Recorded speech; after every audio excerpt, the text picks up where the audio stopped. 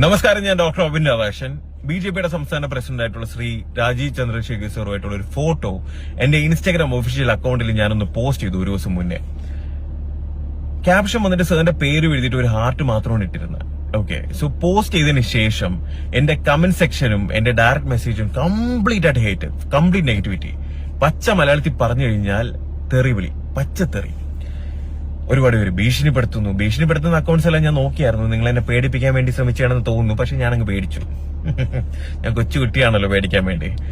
ഞാൻ ചോദിച്ചോട്ടെ, എന്താണ് നിങ്ങളുടെയൊക്കെ പ്രശ്നം? എനിക്ക് മനസ്സിലാവുന്നില്ല.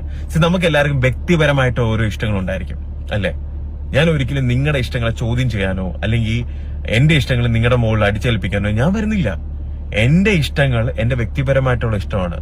എന്റെ കാഴ്ചപ്പാടുകളും എന്റെ നിലപാടും അതെല്ലാം എന്റെ വ്യക്തിപരമായിട്ടുള്ള കാര്യമാണ്. ഞാൻ ആരെ ഇഷ്ടപ്പെടണം, ആരെ സപ്പോർട്ട് ചെയ്യണം, ഇതെല്ലാം എന്റെ വ്യക്തിപരമായിട്ടുള്ള കാര്യമാണ്, അല്ലേ?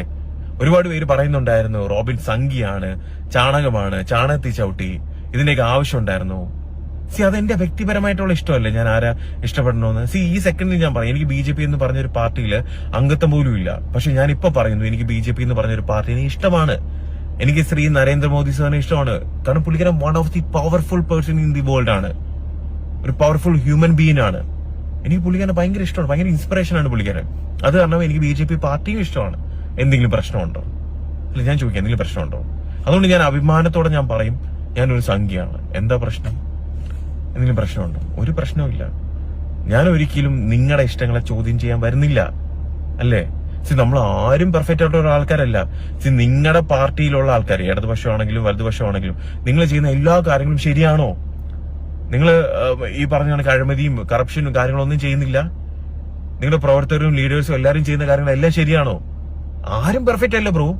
ഇപ്പം BJP എന്ന് പറഞ്ഞു കഴിഞ്ഞാൽ എല്ലാവർക്കും ഒരു പുച്ഛമാണ്. എന്താണ് പുച്ഛം? ഇത്രയും പുച്ഛിക്കാൻ എന്താണ് ഇരിക്കുന്നത്? എന്താ പുച്ഛിക്കാൻ ഇരിക്കുന്നത്? ഒരിക്കലും പുച്ഛിക്കേണ്ട ഒരു കാര്യമില്ല. നമ്മൾ ഒരു പാർട്ടിനെ ഒരാളിനെ അടിച്ചമർത്തിക്കൊണ്ട് ഉയരണമെന്ന് വിചാരിച്ചാൽ ഒരിക്കലും നടക്കത്തില്ല. നമ്മൾ അത്രയും പവർഫുൾ ആണെന്നുണ്ടെങ്കിൽ നമ്മൾ കൂടെ കോമ്പറ്റീറ്റ് ചെയ്യണം. മനസ്സിലായില്ലേ? നിങ്ങൾക്ക് ആക്ച്വലി എന്താ സംഭവം എന്ന് പറയാം, പേടിയാണ്. കാരണം ഇനി BJP ആകണോ, ഇനി കേരളം ഇനി ഭരിച്ചാലോ? അങ്ങനെ ഒരു ദിവസം വരും, അധികം താമസിക്കാതെ വരും. അതിനുള്ള എല്ലാ കാര്യങ്ങളും നിങ്ങൾ തന്നെ ചെയ്ത് വെക്കുന്നുണ്ട്. മനസ്സിലായില്ലേ? ഒരുപാട് പേര് മെൻഷൻ ചെയ്യുന്നുണ്ട്, ഭീഷണിപ്പെടുത്തി. എന്തിനാണ് ഇതിന്റെയൊക്കെ ആവശ്യം? ഞാൻ അങ്ങ് പേടിച്ചു പോയത്. നിങ്ങൾക്ക് എന്നെ അറിഞ്ഞൂടാത്തോണ്ടാ. ഇനി ഒരു പഴയ കാലഘട്ടം ഉണ്ടായിരുന്നു, ഞാനിപ്പോ ഇച്ചിരി നന്നായിട്ട് ജീവിക്കുന്നതേ ഉള്ളൂ. മനസ്സിലായില്ലേ? അതിന്റെ അർത്ഥം എന്ന് വെച്ച് കഴിഞ്ഞാൽ ഒരാളിന്റെ ഇഷ്ടത്തിന് അടിച്ചമർത്താനോ അല്ലെങ്കിൽ എന്നെ ചോദ്യം ചെയ്യാനോ നിങ്ങൾ വരേണ്ട കാര്യമില്ല. ഒരു ഒറ്റ ഫോട്ടോ ഇട്ടേനാണോ നിങ്ങൾ ഇത്രയും ചെയ്യുന്നത്? സത്യം പറയാം, ഈ ഒരു വീഡിയോ എനിക്ക് പോസ്റ്റ് ചെയ്യണമെന്നില്ല. പക്ഷെ ഇത്രയും ആൾക്കാരെ എനിക്ക് 10,600 കമന്റ്സ് എനിക്ക് ആവശ്യമുണ്ട്. റീസെന്റ് ഇത്രയും കമന്റ്സ് ഒന്നും എന്റെ ഇൻസ്റ്റാഗ്രാം പ്രൊഫൈലിൽ